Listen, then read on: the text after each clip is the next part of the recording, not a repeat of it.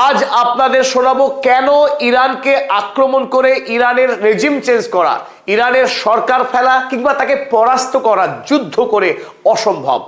আর এর পেছনে যে সবচাইতে বড় রহস্য, তার নাম হলো দাফায়ে মোজাইকি অর্থাৎ মোজাইক ডিফেন্স সিস্টেম। এর আগে বাংলায় কোনো ইউটিউবার এখনো পর্যন্ত ইরানের যে মোজাইক ডিফেন্স সিস্টেম তার উপরে কোনো ভিডিও হয়নি। ইরানের এই শক্তির রহস্যর বিষয়ে গবেষণামূলক তথ্যভিত্তিক উপস্থাপন করতে যাচ্ছে। চলুন শুরু করা যাক। ডোনাল্ড ট্রাম্প তিনি দাবি করেছিলেন ইরান আক্রমণ করে আয়াতুল্লাহ খামেনির মৃত্যুর মধ্য দিয়েই তারা ইরানকে ডিক্যাপিটেট করবে, অর্থাৎ মুন্ডুচ্ছেদ করবে। ইরানের যে শাসন প্রণালী তার প্রধান সর্বোচ্চ ধর্মীয় নেতা আয়াতুল্লাহ খামেনির মৃত্যুর মধ্য দিয়েই তারা ভেবেছিল ইরান হুড়মুড় করে ভেঙে পড়বে তাসের ঘরের মতো, বালির বাঁধের মতো। কিন্তু হলো ঠিক তার উল্টো। ইরান যুদ্ধের 37তম দিনে এসেও ইরানকে আগের চাইতে বরং আরো বেশি শক্তিশালী দেখাচ্ছে আমেরিকা ইসরায়েলের চেয়েও।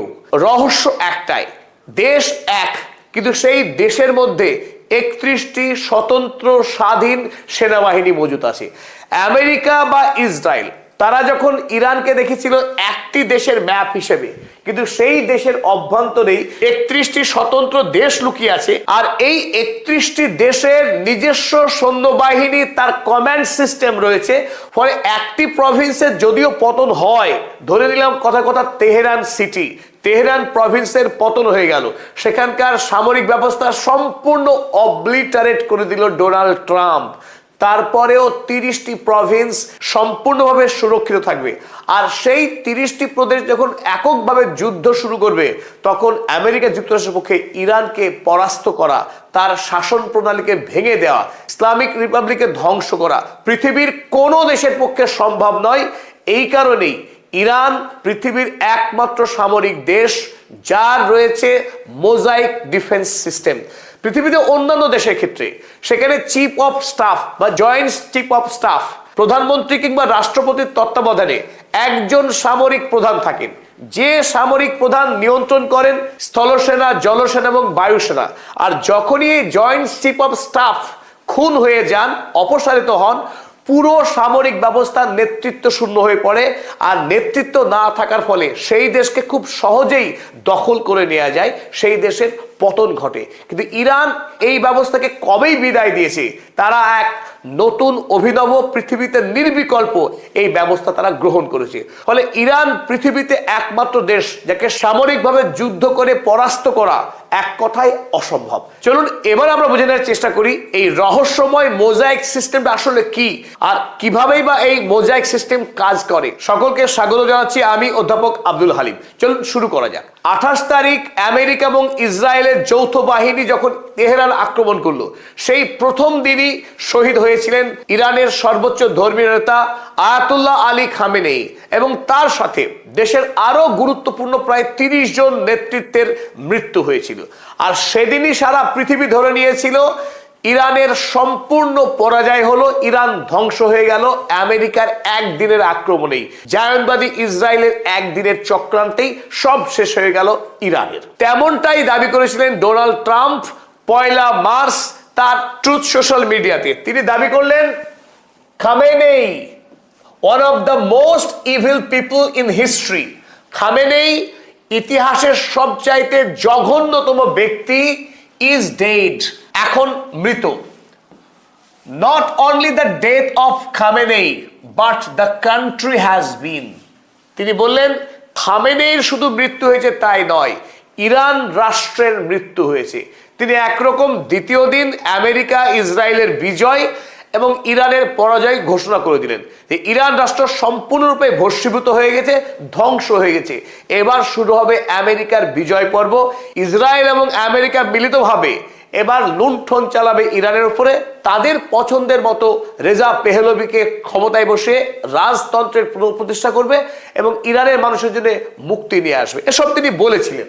আর এর উত্তরে আব্বাস আরাগচি দৃঢ় প্রত্যয়ের সঙ্গে জানিয়েছিল ইরানের না পতন হয়েছে না পতন হবে, কারণ ইরান সেই রাষ্ট্র যে রাষ্ট্রের পূর্বে আফগানিস্তান এবং পশ্চিমে ইরাক, এই দুই দেশেই মার্কিন যুক্তরাষ্ট্র সাম্রাজ্যবাদী আগ্রাসন করে দুই দেশের সরকার ফেলেছে।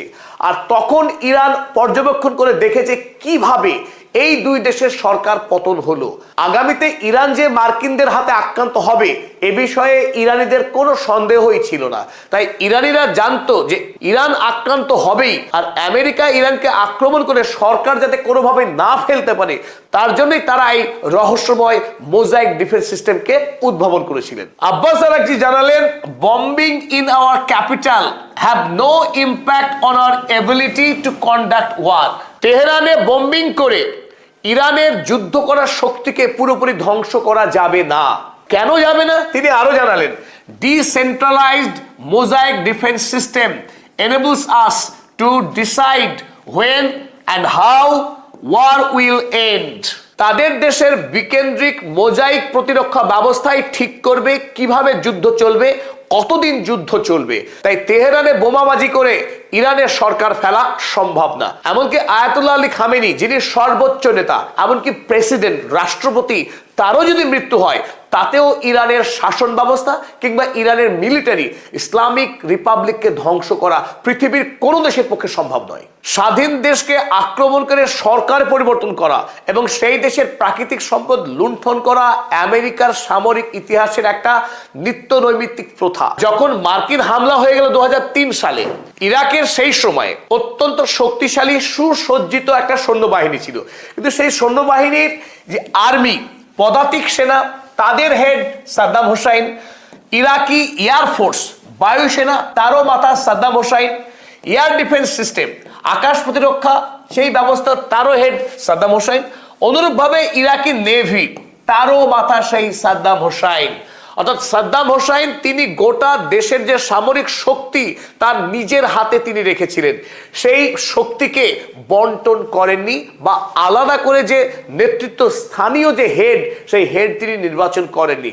অর্থাৎ যিনি আর্মির হেড তিনি যতক্ষণ না পর্যন্ত সাদ্দাম হোসেনের কাছ থেকে ক্লিয়ার সিগন্যাল পাচ্ছেন, অর্ডার পাচ্ছেন, ততক্ষণ তিনি কোনো মুভ নিতে পারবেন না। অনুরূপভাবে প্রত্যেকটি বাহিনী তাদের কোনো অ্যাকশনের আগে তাদের নির্ভর করতে হতো সাদ্দাম হোসেনের কাছ থেকে আসা সংকেত। তাই যখন সাদ্দাম হোসেন তিনি নিজে আক্রান্ত হয়ে গেলেন, আত্মগোপন করে বা বন্দী হয়ে গেলেন, তখন ইরাকের যে বাহিনী, চারটে শক্তিশালী বাহিনী, তাদের যে হেড, তারা নিজের থেকে কোনো রেগুলেটেড অর্গানাইজড কোনো সিদ্ধান্ত নিতে পারলেন না। ফলে আমেরিকার সৈন্যবাহিনীর হাতে এই ইরাকি সেনা হুড়মুড় করে আত্মসমর্পণ করতে বাধ্য হলেন। তারা কোনো স্ট্র্যাটেজি ফলো করতে পারলেন না, যে স্ট্র্যাটেজিতে মার্কিনদের বিরুদ্ধে একটা অর্গানাইজ স্ট্রাকচার যুদ্ধ করা যায়। ফলে ইরাক তার সামরিক শক্তি থাকা সত্ত্বেও, যদিও তা আমেরিকার সমকক্ষ নয়, কিন্তু অত সহজেও ইরাকি বাহিনী পরাজয়ের কোনো কারণ ছিল না। ফলে ইরাক সরকারের পতন হয়ে গেল। আর এই সময়ে ইরানের মধ্যেও ঠিক একই সামরিক কাঠামো বিরাজ করছিল।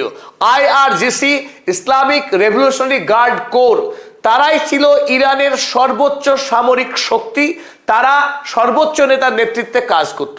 ফলে দেশের মধ্যে যে সামরিক শক্তির বন্টন তা কিন্তু ছিল না। তাই ইরাক যখন হুড়মুড় করে পতন ঘটলো, একই ভবিষ্যৎ যে ইরানের জন্য অপেক্ষা করছে এটা বুঝতে দেরি হয়নি আয়াতুল্লাহ আলী খামেনেয়ির।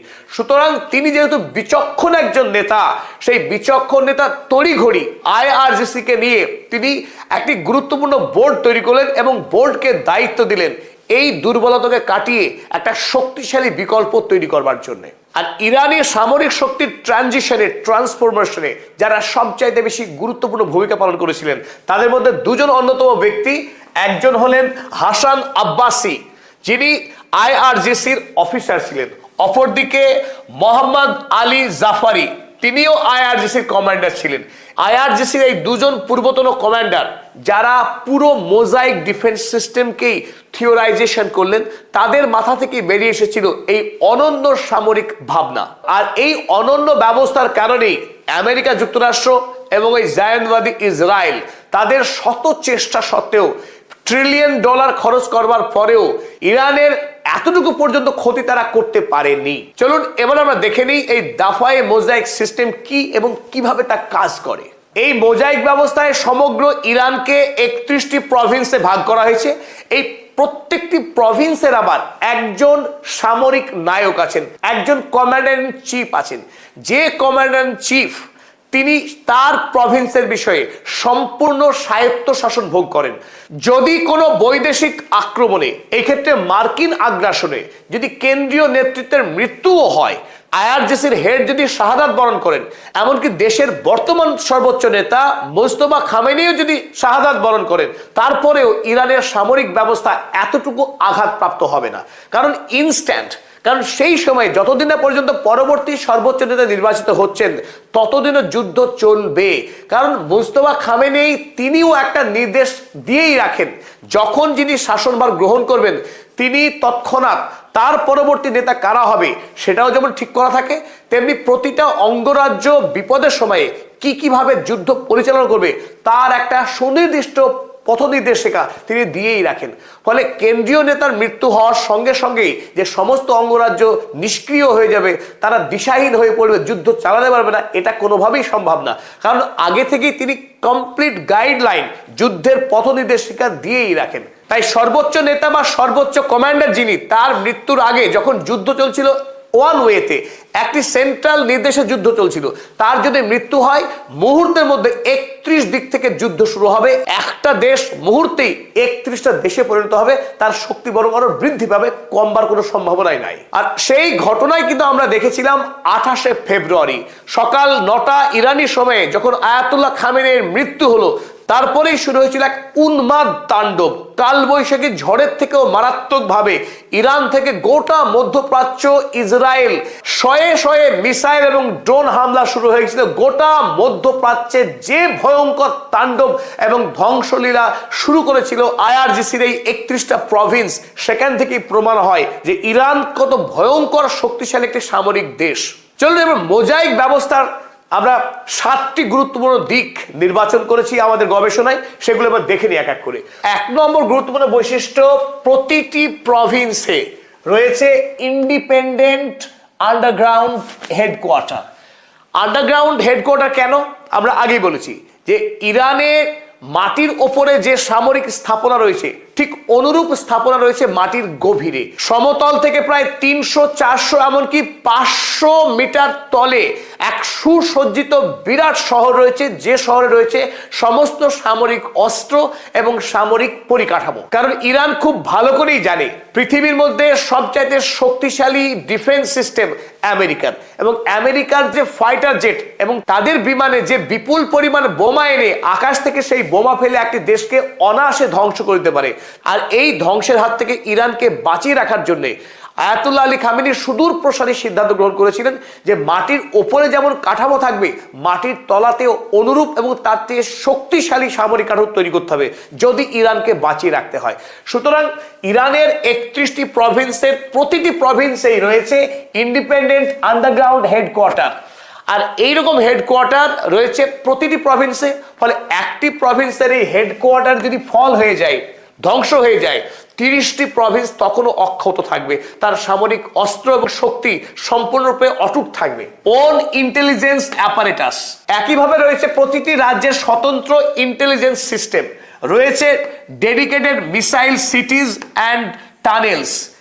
ইরান সেই দেশ যে দেশে মাটির তলায় রয়েছে মিসাইল সিটি। কত সিটি রয়েছে? এখনো পর্যন্ত যেটুকু জানা যায় এই মিসাইল সিটির সংখ্যা 1000। 31টি প্রভিন্সের মধ্যে বিভক্ত রয়েছে এই মিসাইল সিটিগুলো। ফলে এক একটা প্রভিন্সে 30 বা 30-এর অধিক করে রয়েছে মিসাইল সিটি। তাই ইরানের যে সামরিক শক্তি তাকে আন্দাজ করা অত্যন্ত দুরূহ। ফলে সিআইএ, মোসাদ তারা সম্পূর্ণ ব্যর্থ হয়েছে এই মোজাইক সিস্টেমের শক্তিকে আন্দাজ করতে। সিআইএ বা মোসাদ তারা আমেরিকা আর ইসরায়েল সরকারকে যুক্তি দিয়েছিল, আয়াতুল্লাহ খামেনিকে খুন করে দিন, ইরান আপনার হাতে।